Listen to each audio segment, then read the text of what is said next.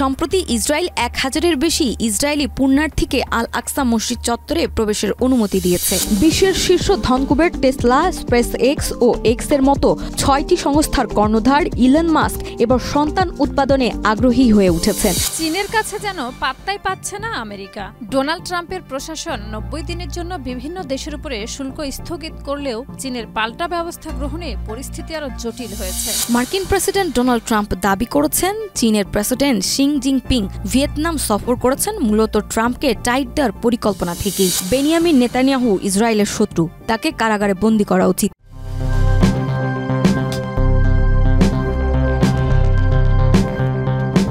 সম্প্রতি ইসরায়েল 1000-এর বেশি ইসরায়েলি পুণ্যার্থীকে আল আকসা মসজিদ চত্বরে প্রবেশের অনুমতি দিয়েছে, যা এতদিনের নীতির তুলনায় নজিরবিহীন। তবে কি আল আকসার ভাগাভাগি শুরু হলো? পূর্বের নিয়ম অনুযায়ী একসঙ্গে 30 জনের বেশি ইসরায়েলি সেখানে প্রবেশ করতে পারবেন না, অথচ সেখানে বর্তমানে এক এক দলে 180 জন করে প্রবেশ করছেন। অস্বাভাবিক এই প্রবেশ কিসের ইঙ্গিত দিচ্ছে?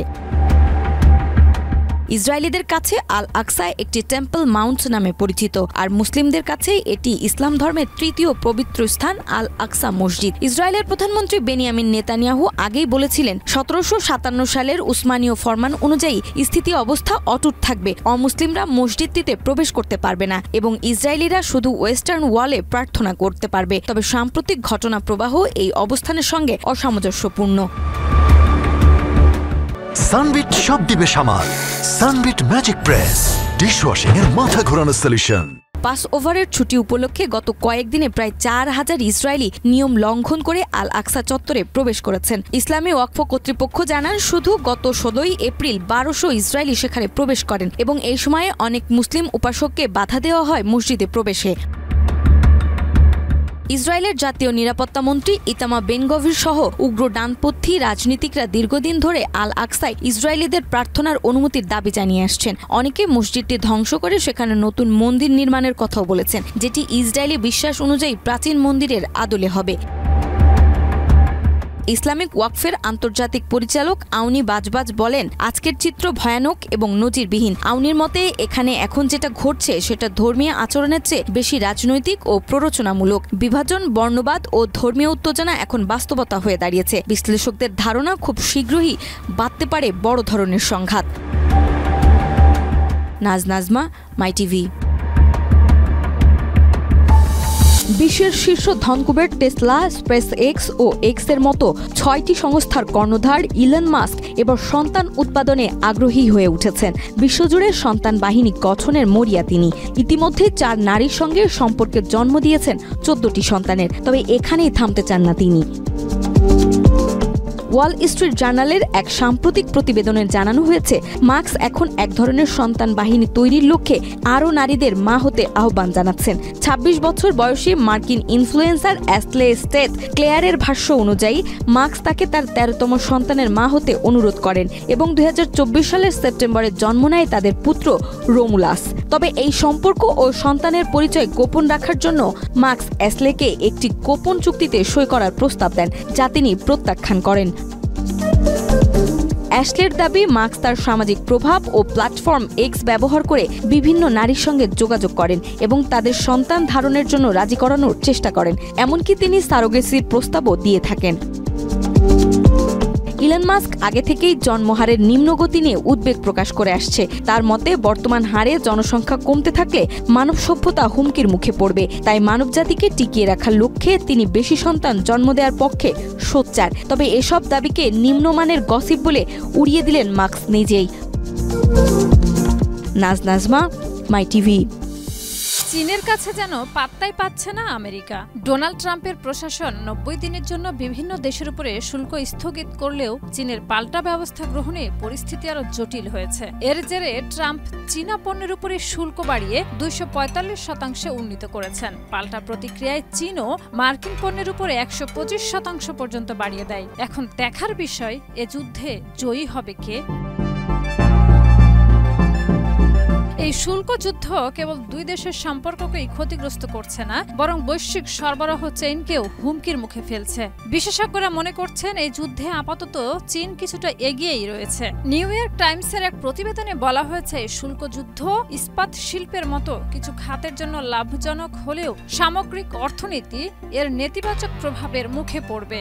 খুচরা বিক্রেতারা উচ্চ আমদানি মূল্যে ও মুদ্রাস্ফীতির কারণে চাপের মুখে পড়বে, আর কৃষক সহ অন্যান্য রপ্তানিকারকরা প্রতিশোধমূলক শুল্কের শিকার হতে পারেন।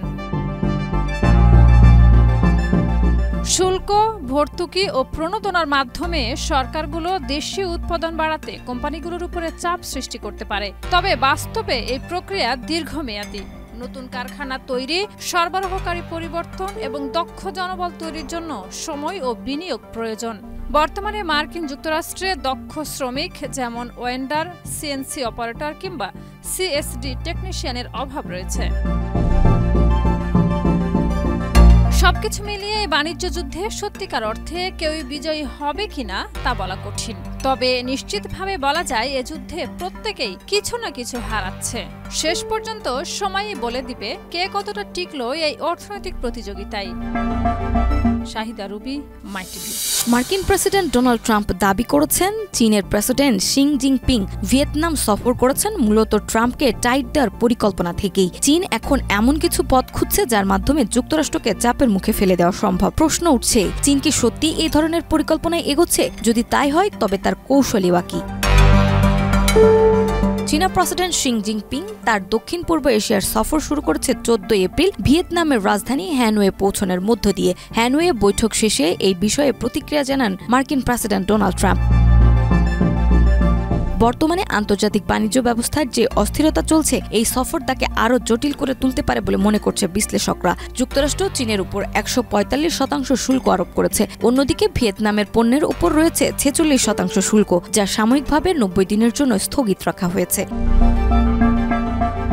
যুক্তরাষ্ট্রে ভিয়েতনামের সবচেয়ে বড় রপ্তানি বাজার হওয়ায় শুল্ক কার্যকর হলে দেশটির অর্থনীতিতে বড় ধরনের প্রভাব পড়বে। একই সময়ে চীনও নিজ অর্থনীতিকে স্থিতিশীল রাখতে নতুন বাজারের সন্ধান করছে। এই প্রেক্ষাপটে চীনা প্রেসিডেন্ট দক্ষিণ পূর্ব এশিয়ার সফরকে গুরুত্বপূর্ণ হিসেবে দেখা হচ্ছে। বিশেষজ্ঞদের মতে, শি জিনপিং আগেই এই সফরের পরিকল্পনা করলেও ট্রাম্পের শুল্ক আরোপের পর তা আন্তর্জাতিক অঙ্গনে আরও বেশি গুরুত্ব পাচ্ছে। এই সফর কেবল কূটনৈতিক সম্পর্কই নয়, ভবিষ্যতের অর্থনৈতিক কৌশলের দিক থেকেও তাৎপর্যপূর্ণ হতে পারে। নাজমা, মাই টিভি। বেনিয়ামিন নেতানিয়াহু ইসরায়েলের শত্রু, তাকে কারাগারে বন্দী করা উচিত। নিজ দেশের প্রধানমন্ত্রীকে নিয়ে এভাবে ভৎসনা করেছেন দেশটির সাবেক সেনাপ্রধান। গাজার উপর বর্বর হামলায় এবার নিজ দেশের তোপের মুখে পড়েছে এই বর্বর শাসক। ধারণা করা হচ্ছে এভাবেই তার মসনদে হাত দেবে তারই দেশের জনগণ, যে কোনো সময় নাড়িয়ে দেবে তার ভিত। তাহলে কি অবশেষে সত্যি নিজ দেশের জনগণের হাতে ধ্বংস হতে যাচ্ছে নেতানিয়াহু?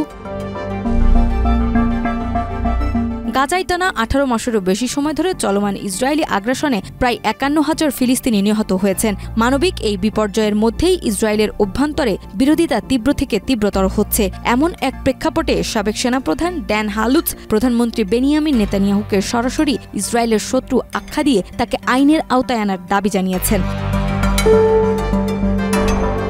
14 এপ্রিল রাতে তুর্কি সংবাদ সংস্থা আনাদলু এজেন্সির এক প্রতিবেদনে জানানো হয়, চ্যানেল 12কে দেওয়া এক সাক্ষাৎকারে হালুৎজ বলেন, নেতানিয়াহু ইসরায়েলের নিরাপত্তার জন্য একটি বড় হুমকি। তিনি একজন শত্রু, তিনি রাষ্ট্রকে বিপদের মুখে ঠেলে দিচ্ছেন। শত্রুকে আটক বা দমন করা উচিত, তবে তার প্রাণ নেওয়া উচিত নয়।